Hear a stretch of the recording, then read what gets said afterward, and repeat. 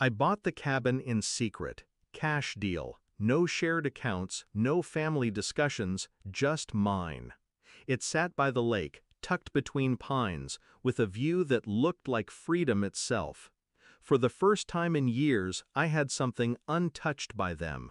At least, that's what I thought. I was traveling for work when the message came through. A friend of mine, sharp-eyed and loyal in ways my blood never was, sent me videos. My family, my parents, my brother, my sister-in-law, all of them laughing, grilling, drinking, inside my cabin. Feet on my couch, wine spilling on my rug, kids jumping on my bed. And then I saw him, my husband, not stopping them, not asking questions, smiling, toasting, acting like he belonged. Something inside me didn't break, it hardened. I saved every clip, and then I sent them to him. No words, no accusations, just evidence. An hour later, he walked through the door of the cabin, and their fun stopped cold. I met him 10 years ago. Back then, he was steady, reliable, the kind of man who said all the right things. He swore he admired my independence, that he didn't care about money, that what was mine was mine. But little by little, I noticed the shift.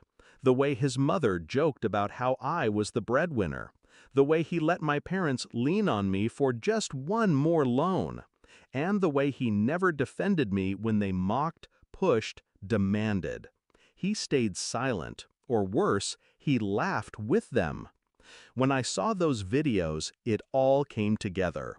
The entitlement, the casual disrespect. My parents had raised me to give.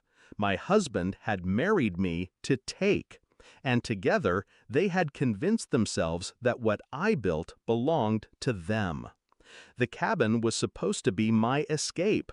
Instead, it became my test. I didn't argue, I didn't scream, I didn't drive back and demand they leave. No, I understood something far more valuable that night. They weren't just trespassing on my property, they were trespassing on the last piece of my life they didn't already control. That made the cabin the perfect weapon, and me, the one pulling the trigger. First, I checked the deed, mine alone. Paid in full, no one else had rights. Then I checked the security system I'd installed quietly, almost as an afterthought. Cameras inside and out, all recording, all streaming to me. And there it was, hours of footage. My family, drunk, loud, trashing the place. My husband grinning beside them. I sent clips to my lawyer. Trespassing, vandalism, property damage. Then I made a call to the local sheriff's office. Calm, polite, factual. Strangers are occupying my property. They promised to send someone. I didn't need to be there to hear the knock on the door, but I imagined it. The laughter cut short, my mother's sharp voice rising, my father sputtering, my brother swearing, and my husband, caught between blood and marriage, realizing both were about to turn on him. The deputies didn't care about excuses. They had the deed. They had my statement. And soon, they had my family out on the lawn, red-faced, humiliated, while neighbors watched. My husband called me that night. His voice was trembling, angry, desperate. Why would you do that? They didn't mean any harm. It was just family. I let the silence stretch, then whispered, I didn't invite them, and neither did you. Word spread fast. Small towns always talk. The story wasn't that my family had a nice weekend by the lake. It was that they'd been thrown out, like squatters, from property they assumed they owned. My parents stopped calling. My brother sent furious texts I never answered. My sister-in-law tried posting about it online, but the comments weren't kind. And my husband? He sulked, he shouted, he begged, but eventually he packed a bag. Because men like him don't stay when the free ride ends. I didn't stop him. Now, when I drive to the cabin, the silence is mine again.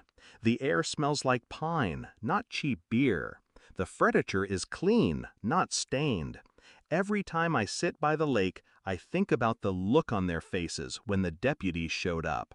The betrayal hurt, yes, but the payoff, watching them realize the game had ended, was sharper, sweeter. They thought the cabin was theirs to use. They forgot one thing. It wasn't just a cabin. It was my line in the sand. And when they crossed it, I made sure they never forgot who drew it.